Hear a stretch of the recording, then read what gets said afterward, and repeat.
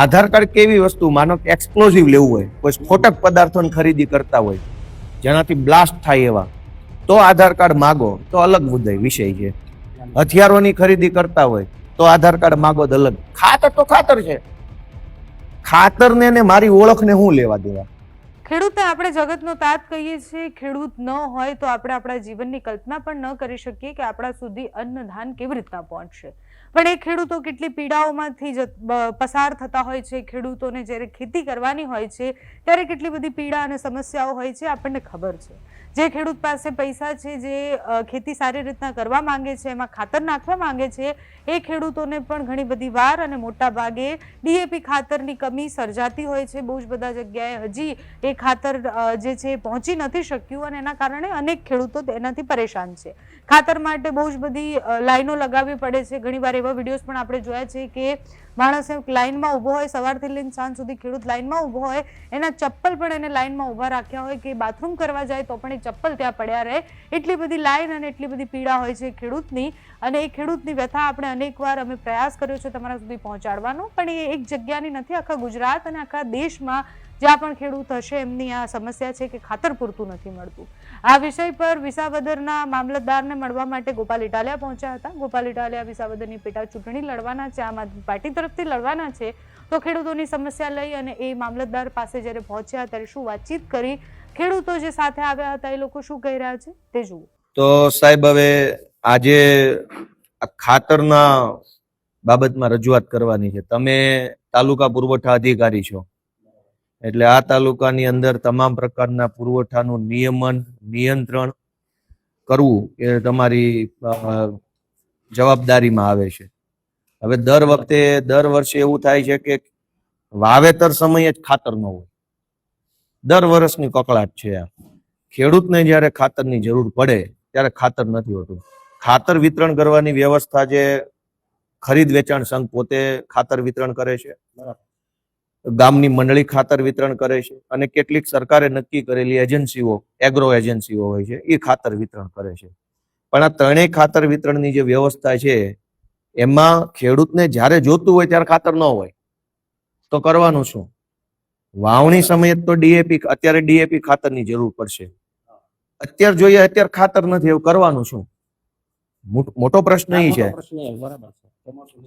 હા, તો આ તો કઈ આ વખતનો નથી, દર વર્ષનો પ્રશ્ન છે. તો સરકારી તંત્ર શું કામ કરે છે? પુરવઠા અધિકારી તમે છો તો પુરવઠાનું નિયમન કરવું કે ભાઈ કેટલા પુરવઠાની જરૂર પડશે, તે પૈકી કેટલો પુરવઠો આપણા તાલુકામાં ઉપલબ્ધ છે, એનું આગોતરું આયોજન કોણ કરશે?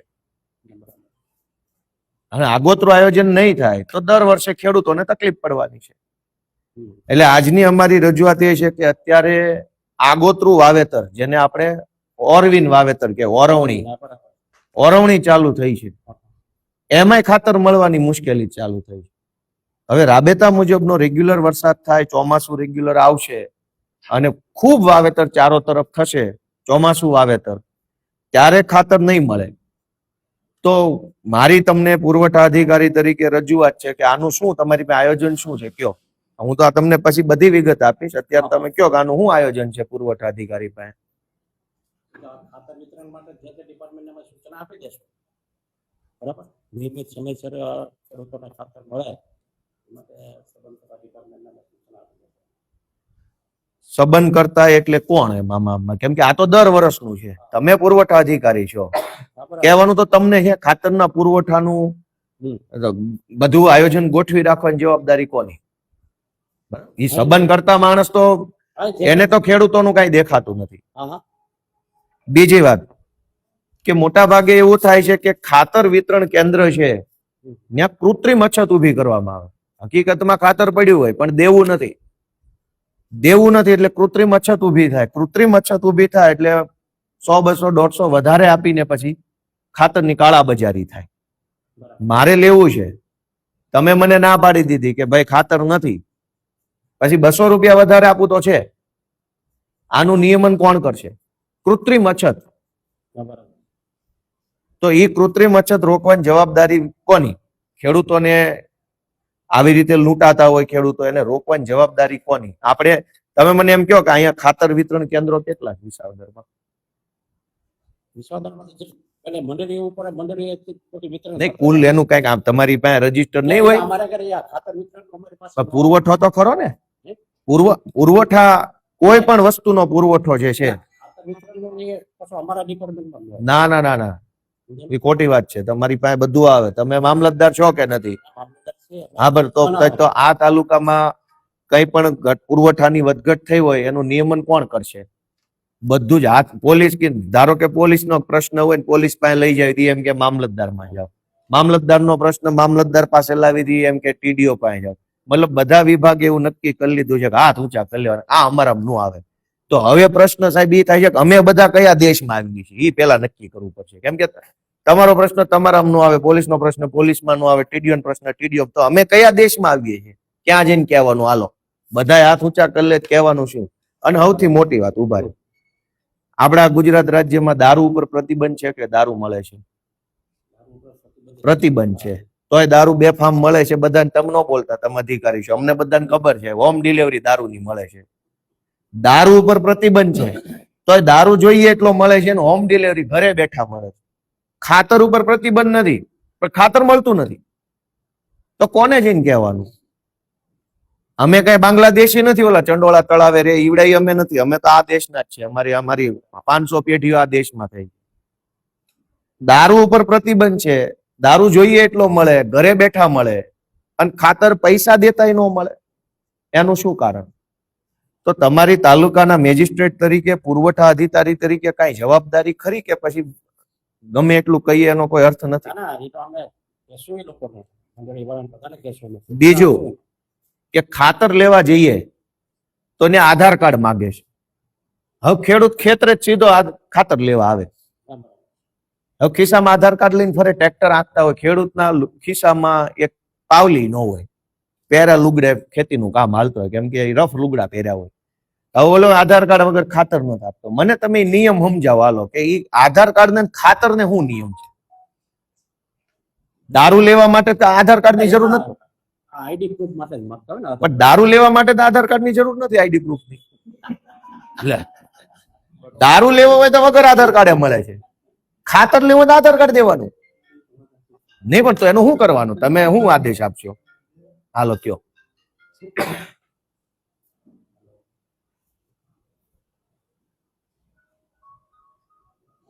પછી ફોન કરવો.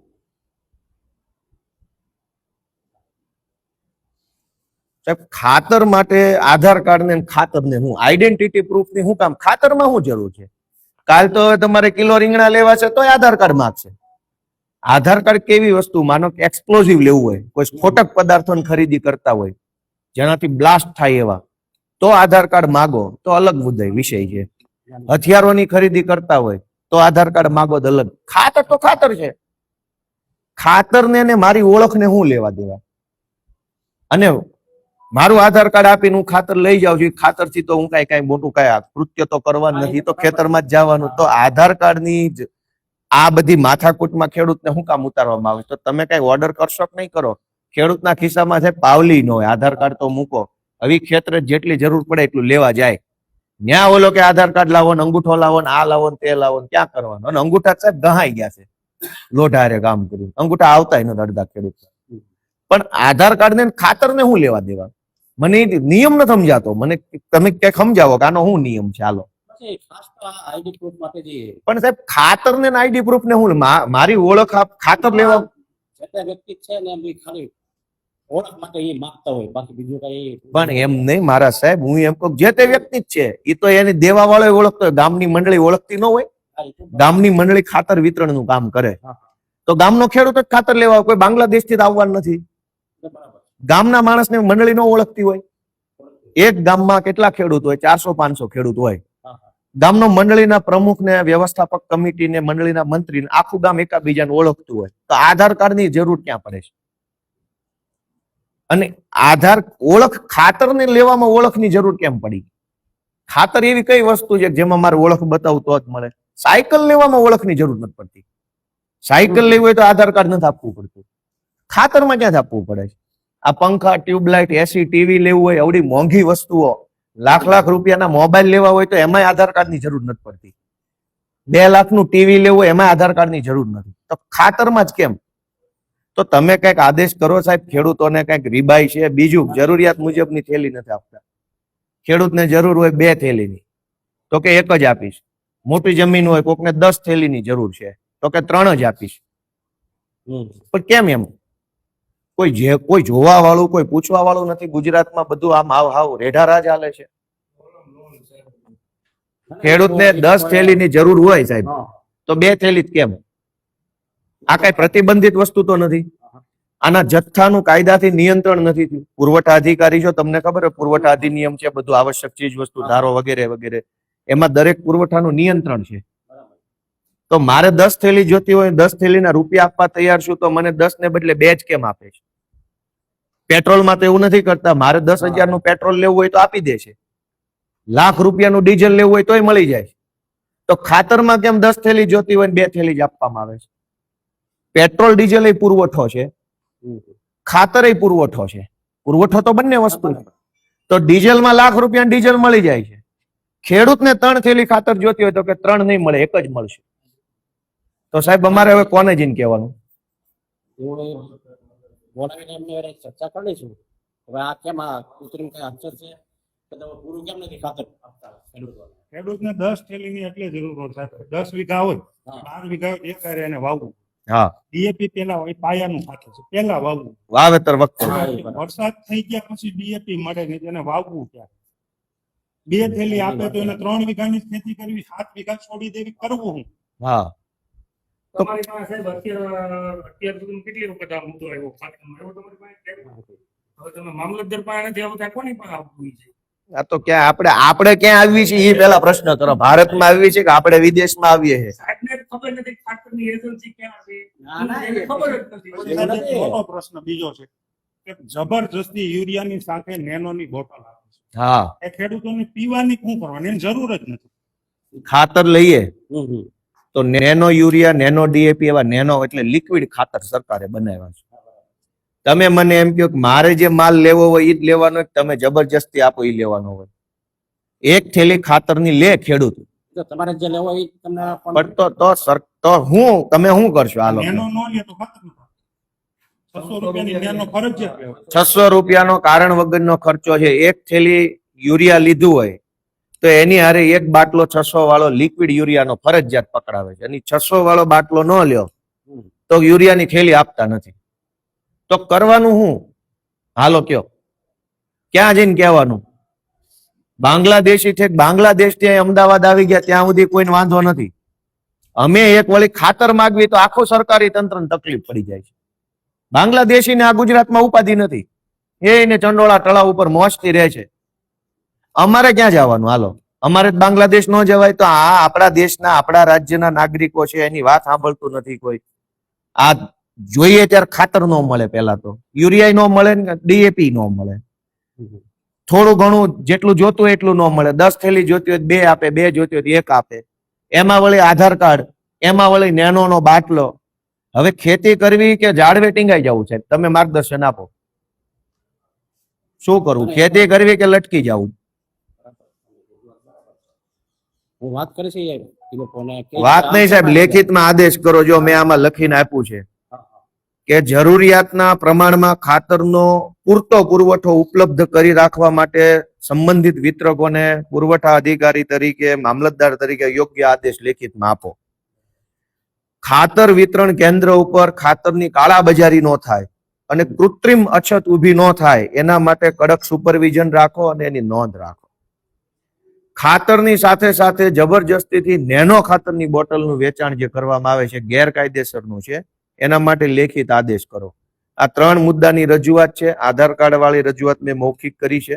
આ બાબતે તમે લેખિત આદેશ કરો એવી અમારી માંગણી છે. આ ઓછી કોપી છે, આમાં લઈને અમને સહી કરી.